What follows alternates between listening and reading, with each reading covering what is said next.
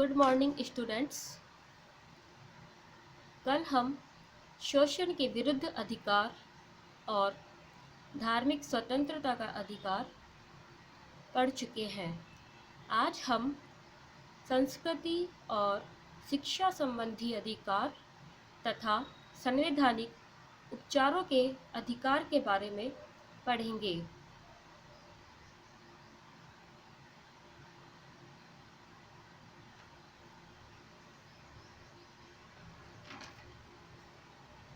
संस्कृति और शिक्षा संबंधी अधिकार अनुच्छेद 29 और 30 में दिए गए हैं। अनुच्छेद 29 के अनुसार नागरिकों के प्रत्येक वर्ग को अपनी भाषा, लिपि या संस्कृति सुरक्षित रखने का पूर्ण अधिकार प्राप्त है। अर्थात भारत के नागरिक चाहे वो किसी भी भाषा, लिपि या संस्कृति से संबंधित हो, उन्हें अपनी भाषा, लिपि और संस्कृति को सुरक्षित रखने का पूर्ण अधिकार प्रदान किया गया है। राज्य इसमें कोई हस्तक्षेप नहीं करेगा। अनुच्छेद 30 के अनुसार धर्म या भाषा पर आधारित सभी अल्पसंख्यक वर्गों को अपनी रुचि की शैक्षणिक संस्थाओं की स्थापना तथा उनके प्रशासन का अधिकार प्राप्त होगा।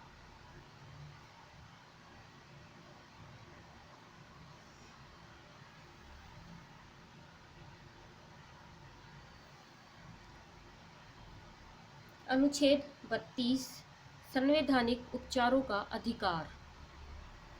अनुच्छेद 32 में मूल अधिकारों के संरक्षण के लिए संवैधानिक उपचारों का अधिकार प्रदान किया गया है।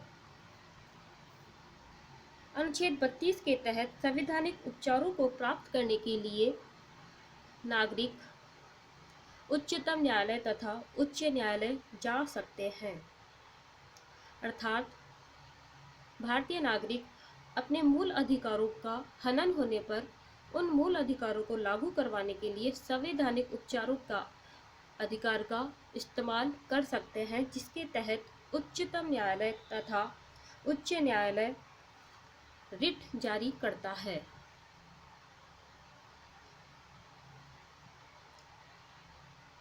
उच्चतम न्यायालय तथा उच्च न्यायालयों को मूल अधिकारों को परिवर्तित कराने के लिए समुचित आदेश या रिट के अंतर्गत बंदी प्रत्यक्षीकरण, परमादेश, प्रतिषेध, अधिकार परीक्षा, उत्प्रेषण तथा इसी प्रकार की समान रिट सम्मिलित है, उन्हें जारी करने की शक्ति प्राप्त है। इनमें सर्वप्रथम है बंदी प्रत्यक्षीकरण। बंदी प्रत्यक्षीकरण व्यक्तिगत स्वतंत्रता के लिए सबसे महत्वपूर्ण लेख है। इसके द्वारा न्यायालय बंदी करने वाले अधिकारी को आदेश देता है कि वह बंदी बनाए गए व्यक्ति को निश्चित समय और स्थान पर उपस्थित करे, जिससे न्यायालय बंदी बनाए गए कारणों की जांच कर सके। बंदी प्रत्यक्षीकरण लेख व्यक्तिगत स्वतंत्रता के एक लेख है, जिसमें बंदी बनाए गए व्यक्ति को निकटतम न्यायालय में 24 घंटे के अंदर अंदर किसी सक्षम न्यायाधीश के समक्ष उपस्थित करना होता है और इसके लिए न्यायालय बंदी प्रत्यक्षीकरण रिट जारी करता है। परमादेश की रिट उस समय जारी की जाती है जब कोई पदाधिकारी अपने सार्वजनिक कर्तव्य का निर्वाह नहीं करता। इस प्रकार के आज्ञापत्र के आधार पर पदाधिकारी को उसके कर्तव्य का पालन करने का आदेश जारी किया जाता है।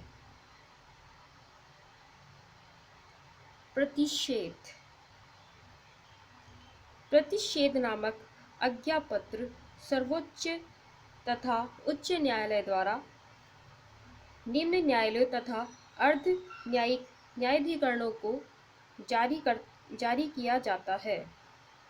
इसमें यह आदेश दिया जाता है कि इस मामले में अपने यहाँ कार्यवाही स्थगित कर दे, क्योंकि यह मामला उनके अधिकार क्षेत्र के बाहर है।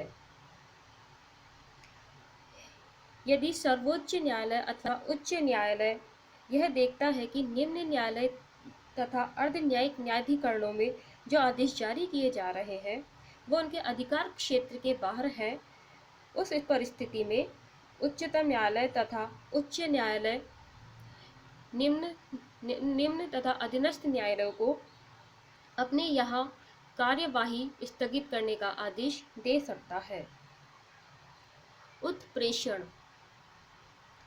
उत्प्रेषण आज्ञापत्र अधिकांशतः किसी विवाद को निम्न न्यायालय से उच्च न्यायालय में भेजने के लिए जारी किया जाता है, जिससे वह अपनी शक्ति या अधिकारों को दुरुपयोग न कर सके। इस आज्ञापत्र के आधार पर न्यायालय निम्न न्यायाधीशों से विवादों के बारे में सूचना भी मांग सकता है। अधिकार परीक्षा।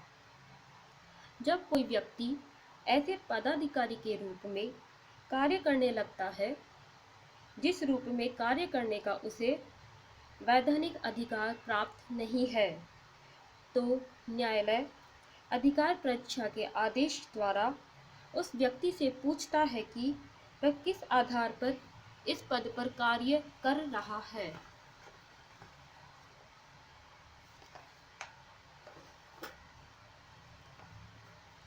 अर्थात अधिकार परीक्षा में ऐसे पदाधिकारी जो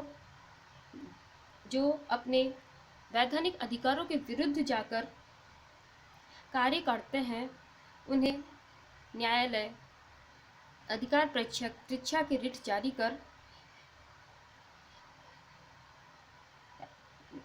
उन्हें उस अधिकार के बारे में पूछते हैं कि वह कौन से वैधानिक अधिकारों के तहत कार्य कर रहे हैं।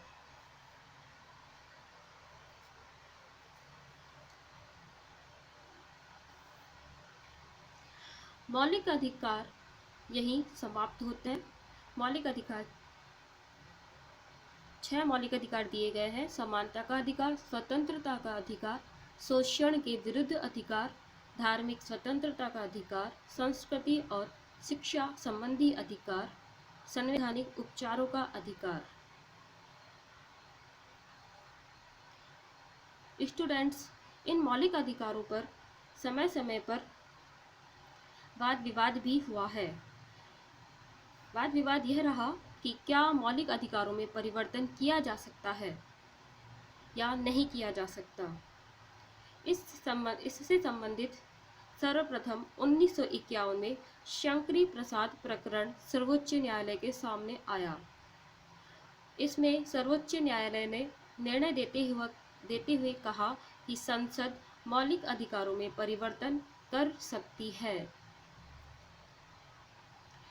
इसके बाद भारत देश का सबसे महत्वपूर्ण निर्णय आया 1967 में गोलकनाथ बनाम पंजाब सरकार। इसमें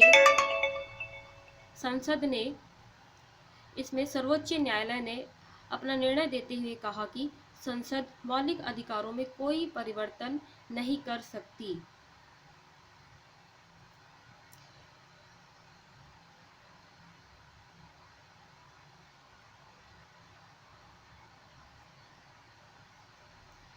तेईस अप्रैल 1973 को केशवानंद भारती केस आया, जिसने हमारे देश की रूपरेखा बदल दी और इसमें जो निर्णय आया उसने संविधान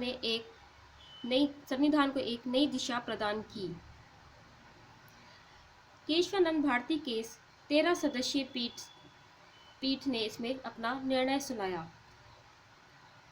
इस 13 सदस्यीय पीठ में 7 सदस्यों ने निर्णय दिया कि संसद मूल अधिकारों में कमी, कटौती या पूर्णतया समाप्त कर सकती है, बशर्ते संशोधन के द्वारा संविधान की मूल भावना तथा स्वरूप के विपरीत नहीं हो।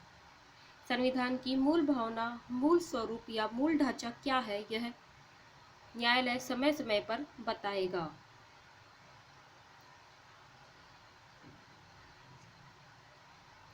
संकट काल में सिर्फ अनुच्छेद 20 और 21 ही लागू रहते हैं, अन्य सभी स्थगित कर दिए जाते हैं। आज हमारा मौलिक अधिकारों का विषय यहीं खत्म होता है। धन्यवाद।